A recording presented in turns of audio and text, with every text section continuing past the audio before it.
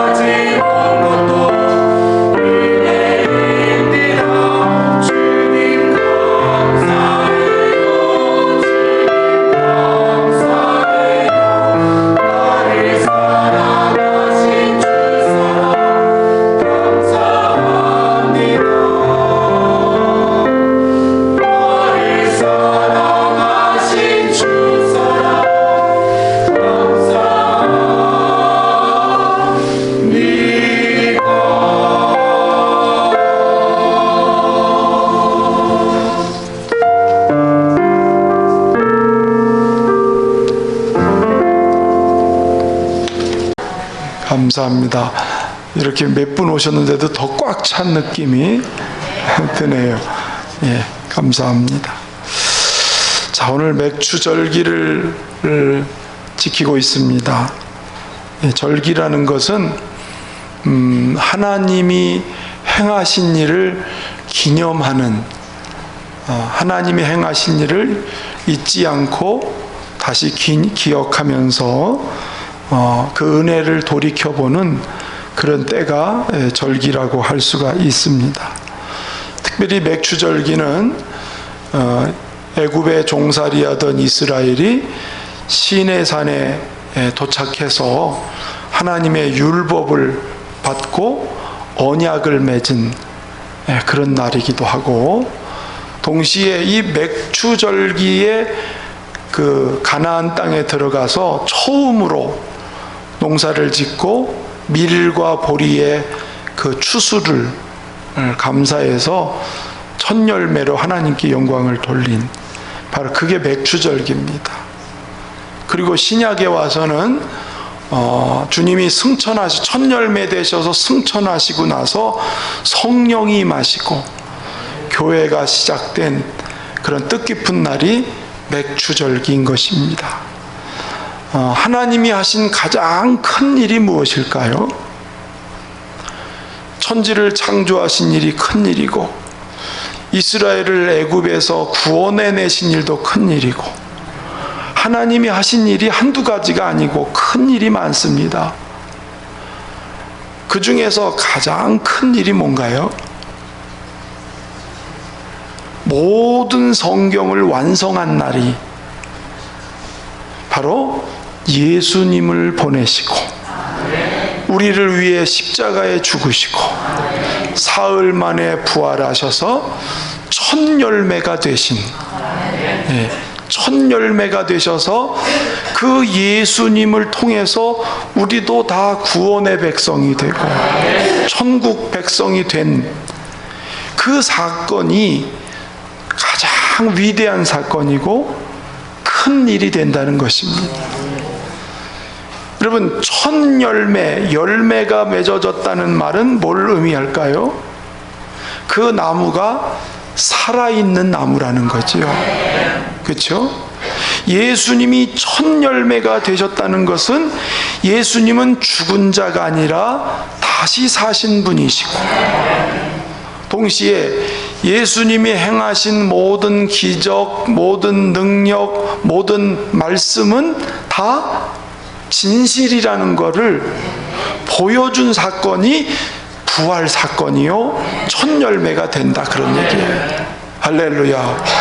그러면 그 첫 열매 되신 예수님을 내 안에 믿어요. 내가 그분을 구주로 믿어요.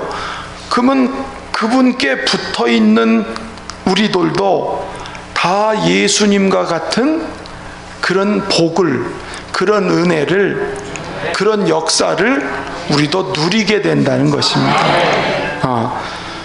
예수님 안에 있는 모든 것들이 다 우리에게도 이루어지는 하나님의 언약이기 때문에, 오늘 여기 성경을 읽어보니까 22절에 보니까 아담 안에서 모든 사람이 죽은 것 같이 그리스도 안에서 모든 사람이 삶을 얻으리라. 한번 하시죠. 그리스도 안에서. 그리스도 안에서, 첫 열매 되신 그리스도 안에서 하나님이 우리에게 주시는 축복이 뭔가, 은혜가 뭘까? 오늘 그런 말씀을 잠깐 상고하려고 합니다. 첫째로는 그리스도 안에 있는 능력으로 우리를 승리하게 하시는 하나님이십니다. 여러분, 우리가 그리스도 안에 있다라는 말이 뭘까요? 그리스도 안에 있다는 말은 그리스도가 내 안에 계시고 내가 그리스도와 함께 하기 때문에 그리스도와 연합한다는 뜻입니다. 할렐루야. 그러면 주님과 연합하기 때문에 주님의 승리가 우리에게도 전이 된다는 거예요. 주님이 이기신 모든 이기심이 구원받은 우리들의 삶 속에서도 나타나서 죄로 인하여 사망에 처해 있던 우리가 그리스도 안에서 생명으로 옮겨지는, 그리스도 안에서 심판받을 우리가 하나님의 구원을 받고 천국 백성이 되는, 할렐루야. 그게 주님과 연합한 자의 능력인 거예요. 고린도전서 1장 18절 말씀 한번 읽어보겠습니다. 시작. 십자가의 도가 멸망하는 자들에게는 미련한 것이요 구원을 받는 우리에게는 하나님의 능력이라. 할렐루야. 십자가에서 다 이루신 것이 그 주님을 믿는 우리에게는 뭐가 된다? 능력이 된다는 거예요. 할렐루야. 그래서 이 주님의 능력이 첫째는 우리의 죄를 사해 주시는 능력이요, 더 나아가서는 죄와 어둠과 사탄의 권세를 이기는 능력이 된다, 그 말씀이에요. 그래서 여러분, 우리가 어렵고 힘들 때, 때로는 마귀의 유혹을 받을 때 예수의 이름으로 명령하면, 예수의 이름으로 선포하면 이기신 예수님이 어둠과 마귀의 권세를 물리치시고 질병을 쫓아내시고 우리를 때로는 치료도 하시고 시험에 이기게도 하시는, 할렐루야. 그렇습니다. 어려운 시험을 당할 때, 어려운 고난을 겪을 때 내가 예수 그리스도를 의지하고 믿음으로 기도하면 주님이 우리에게 말씀하세요. 두려워하지 말라. 내가 너와 함께함이니라. 내가 너를 굳세게 하리라. 참으로 내가 너를 도와주리라. 나의 의로운 오른손으로 너를 도우리라. 그러면서 주님이 함께 하시면서 당신이 다 이루신 이 승리의 사건을 우리도 이기게 하시는 걸 믿으시기를 축원합니다. 할렐루야. 올림픽이 얼마 안 남았는데 올림픽을 정상으로 하게 될지는 미지수겠지만은 1986년도에 아시안 게임 때 김소영이라고 하는 2단 평행병 우리나라 대표 선수가 있었거든요. 근데 실수를 해서 그만 떨어져서 1급 장애를 얻었어요. 몸을 쓸 수가 없어요. 정말 참 장래가 촉망되는 이 선수가 이런 몸이 장애가 오니까 얼마나 절망하고 인생을 포기해야 될 만큼 그런 힘든 상황이 왔습니다. 그런데 이 소녀가 교회를 다니게 되고 예수님을 믿게 되는 계기가 됐는데 305장 찬송을 불렀어요. 나 같은 죄인 살리신 주의 놀라와 잃었던 생명 찾았고 광명을 얻었네. 그러면서 내가 죄인이라는 것을 깨달았어요. 그런 죄인을 위해서 하나님이 자기에게 아들 예수를 보내시고 나를 위해서 십자가에 죽으시고 다시 사셨다고 하는 이 진리의 복음을 듣는 순간에 그의 마음속에 하나님께서 큰 은혜를 주셔서 하나님이 이렇게 말씀하는 마음의 음성을 들었어요. 딸아, 내가 너와 함께 할 것이다. 내가 일생 동안 너를 떠나지도 않고 버리지도 않고 내가 너와 동행하여 주리라.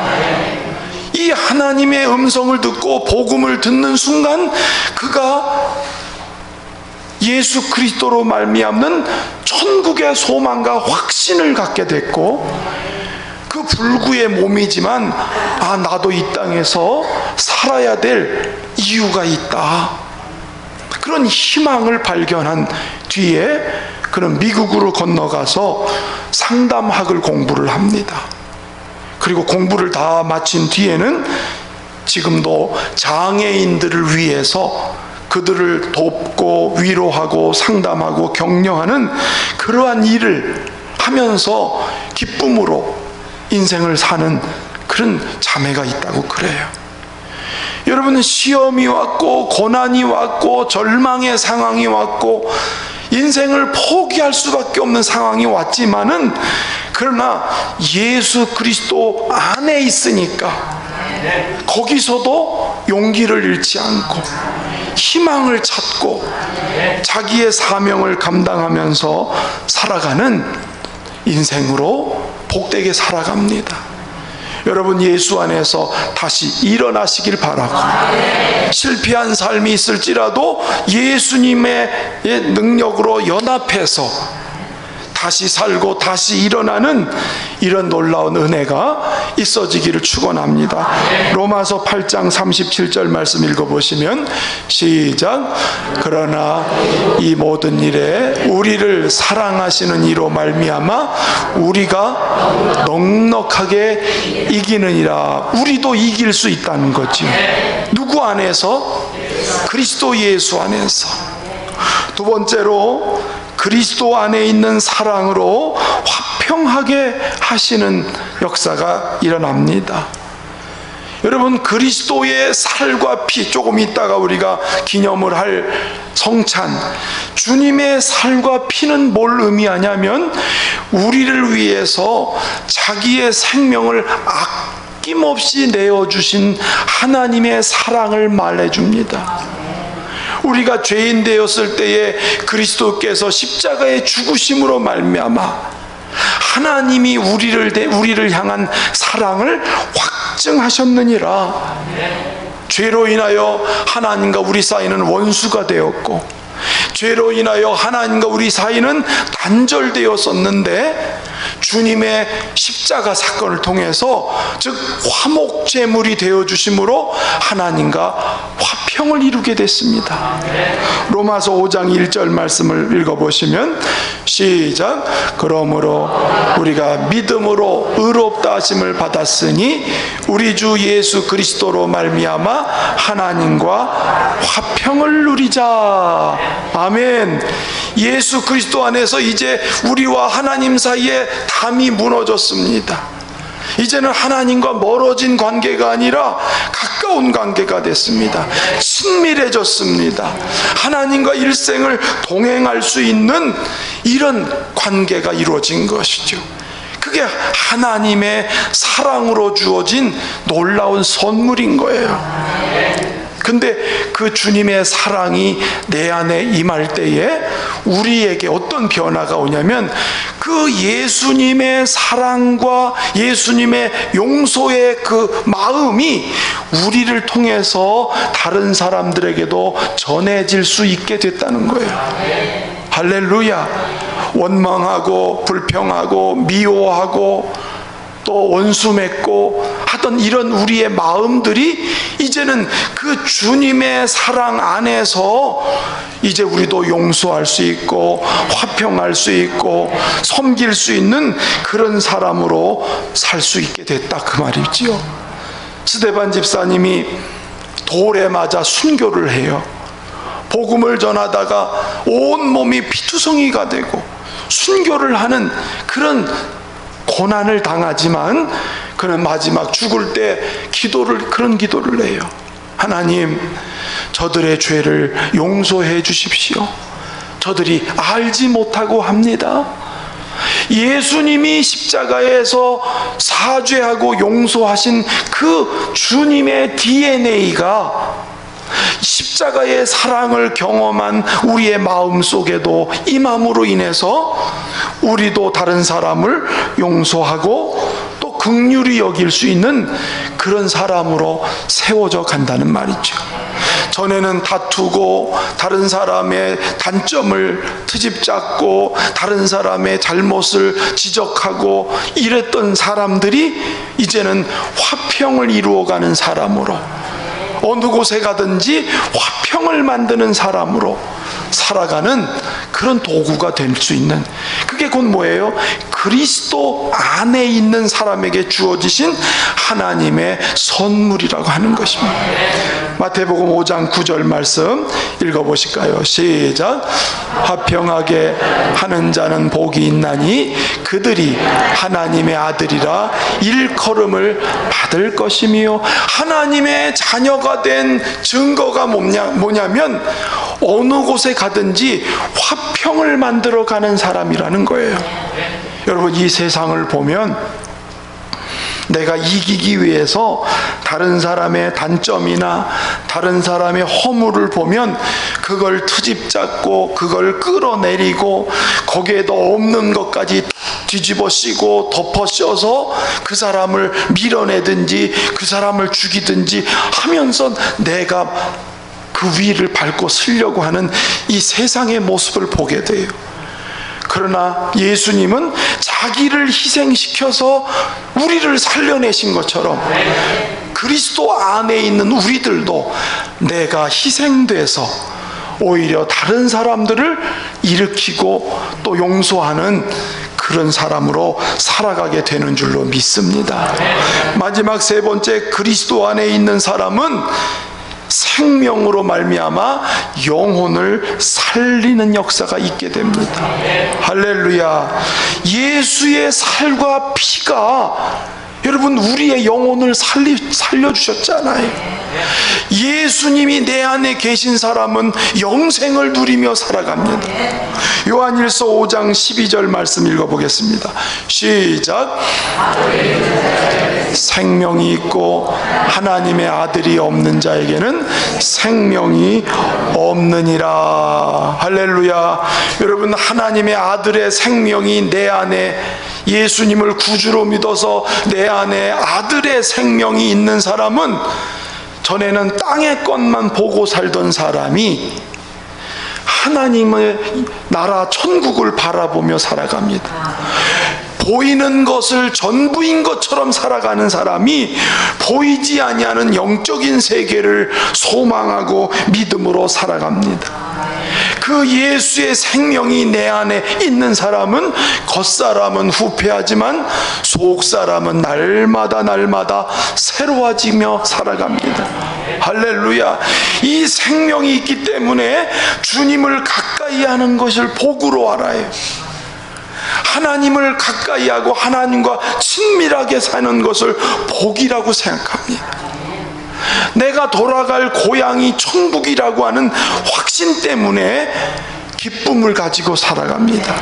더 나아가서 내 안에 예수 생명이 있는 사람은 예수를 모르는 사람을, 천국을 알지 못하는 사람을 불쌍히 여기는 마음으로 그 죽어가는 생명을 생각하고 그들에게 복음을 전하면서 살아가게 된다는 말씀입니다.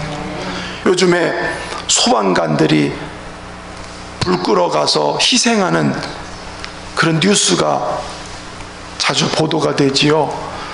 그렇지요? 불구덩이 속으로 거기에 있는 사람을 살리기 위해서 자기 몸을 내던지고 들어가는 거예요.